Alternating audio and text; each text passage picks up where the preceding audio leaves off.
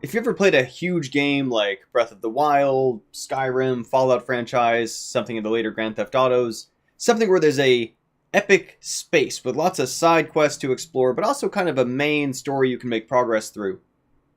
There's a little bit of a problem in how these kind of condition us to think about the big primary goal. And I don't mean this is a problem as in I'm not proposing these games should be any different. This is purely about the things that it kind of trains us in subtly, and maybe how we see the real world around us. And, I'm not real big on the idea that games will make us violent or influence our behavior, but this is something that is subversively a habit we sometimes find ourselves doing. Where we know that when we finish the main quest, for a lot of these games, the game's over. Right? I mean, specifically, literally, some of them don't even let you play past it. They've mostly gotten better than that in more recent times. But even still, you might have had this effect before, where before you've finished the main quest's final mission, you still find yourself going on all kinds of side quests. Still exploring every nook and cranny, taking all the quests from villagers or whoever else will dole out, in-game work to you. And I think part of why that sort of dies down for us after we do the main quest was, in our minds, it's like part of why we're doing that is to help level ourselves up, prepare ourselves, equip ourselves, prepare, to succeed better at the main quest by going into those battles more ready, more prepared, better items, higher level status, more experience points, whatever it might be. Occasionally a side quest might add someone to our party, depending on the game type.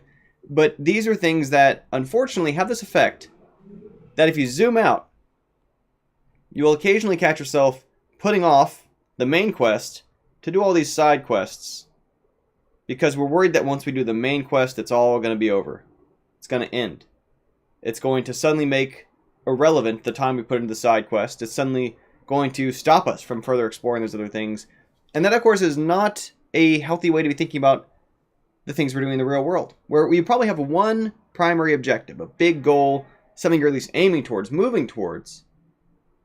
And if we're not careful, we might find ourselves with the same sort of mentality of taking all the side quests, of doing all the little side stuff, putting off the main objective, putting off the actual thing that we know is kind of the priority, right? Our personal version of saving the kingdom or stopping the criminal empire or whatever version of the kind of game we're looking to. Defeating the mutants, whatever it is.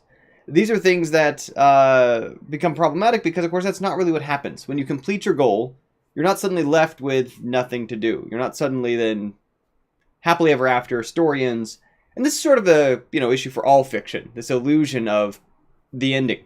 That suddenly it's all solved and put a bow on it and everyone has to go home or put the book away or stop watching the film or whatever it is.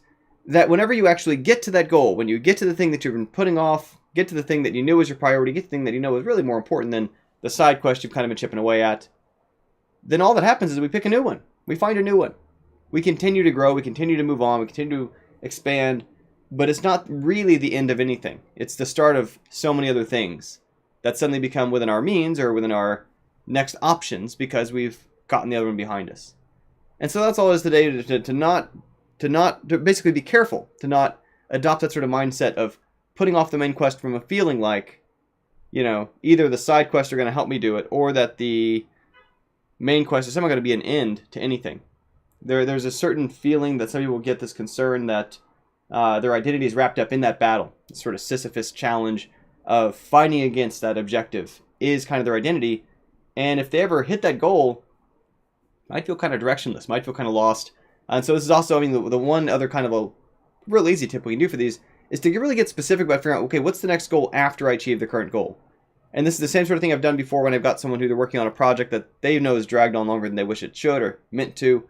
If we start making fairly concrete plans about how the next project's going to start, it becomes that much easier for them to wrap up the current one because they know what they're going to roll on to next.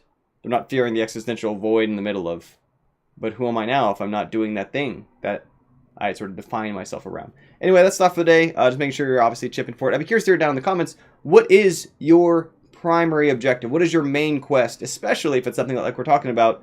Maybe you find yourself distracting yourself with side quests, putting off for one reason or another. It might be useful to put it into words down below to help make it more clear that that is and probably should be the focus. Thank you as always for tuning in. Have another video for tomorrow.